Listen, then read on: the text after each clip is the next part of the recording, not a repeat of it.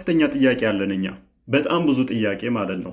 ለምሳሌ ሱራ አልበቅራ ወይንም የላሚቷ ምዕራፍ 213 ላይ እና ሱራ ዩኑስ ቁጥር 25 ላይ አላህ የሚሻውን ወደ ቀጥተኛ መንገድ ይመራል ይላል። ምን የሚለውን? የሚሻውን ወይንም የሚፈልገውን። ስለዚህ አንተ በቀን ውስጥ ከ17 ጊዜ በላይ ቀጥተኛውን መንገድ ምራን ስላልክ አይመራህም፣ እሱ ካልፈለገ ማለት ነው።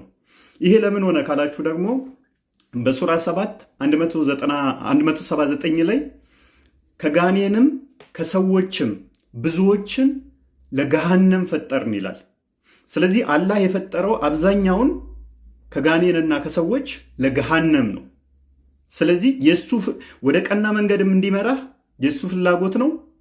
እንደገና ደግሞ አብዛኛውን ገና ሲፈጥርህም አብዛኛውን ሰው የፈጠረው ለገሃነም ነው።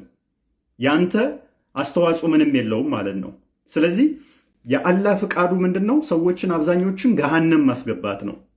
በተመሳሳይ ሳሂህ አልቡኻሪ 6614 ላይ አዳምና ሙሴ ይከራከራሉ። ሙሴ አዳምን በአንተ ምክንያት እኮ ነው ከገነት የተባረር ነው ብሎ ይለዋል።